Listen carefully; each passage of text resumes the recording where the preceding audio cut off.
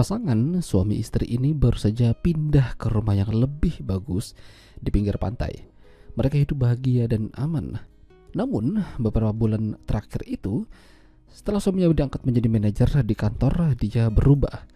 Bahkan main sama teman kantornya sendiri, hingga diketahui sama istrinya.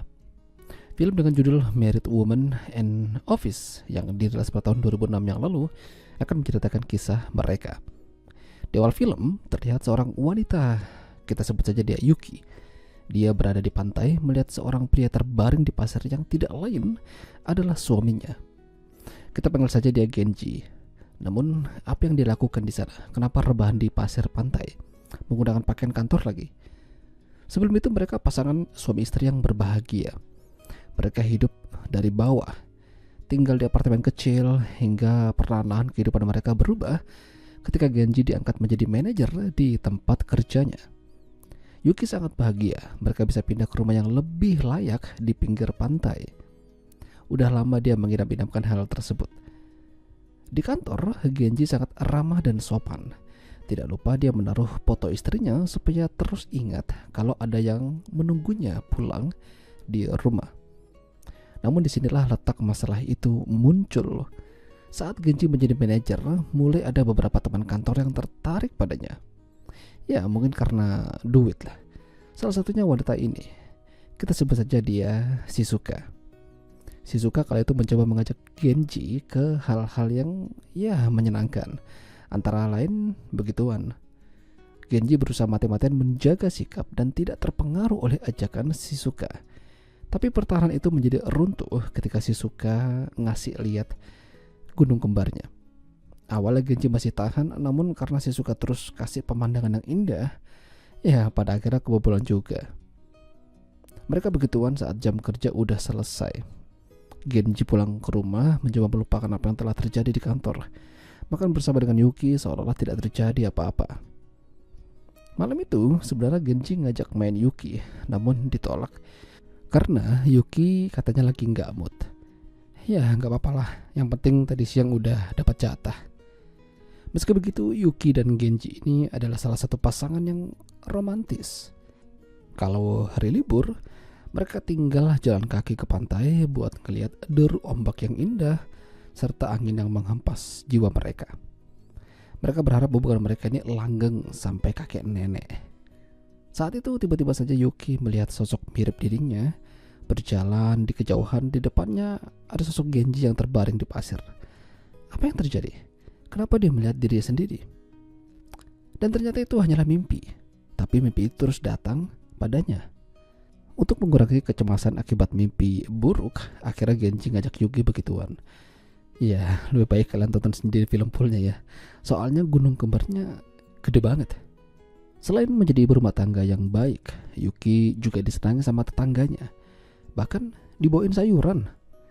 Sementara di sisi lain, Genji malah asik kuda-kudaan sama Shizuka. Tidak aja itu, Genji memberikan uang padanya dengan harapan bisa begitu terus, minimal 3 hari sekali. Kebersamaan mereka tuh diganggu sama seorang pria yang tidak lain adalah mantan kekasihnya Shizuka. Uang itu malah diambil olehnya. Tapi setelah masalah pergi, Genji kembali memohon pada Shizuka supaya permintaannya yang tadi dikabulkan. Awalnya menolak, sekarang malah kebalikannya. Padahal Genji udah punya Yuki. Genji menjalani hari-harinya seperti biasa, namun Yuki seperti merasakan sesuatu yang berbeda dari Genji. Lalu ketika Genji kerja, Yuki di rumah, dia mendapat telepon dari Shizuka. Sepertinya dia agak sedikit mabuk. Dia mengatakan kalau Genji memohon padanya untuk main 3 hari sekali sambil tertawa seolah-olah ngejek Yuki. Setelah itu telepon ditutup. Saat Genji pulang, dia tidak menemukan Yuki. Di sisi lain, Yuki mencoba menelpon sambil mengatakan kalau dia sudah tahu semuanya. Yuki nggak pulang ke rumah sampai malam. Genji panik lalu nelpon Shizuka dengan nada yang marah dan kesal. Kalau ketemu, dia mau bikin babak belur Shizuka karena sudah membocorkan rahasia mereka.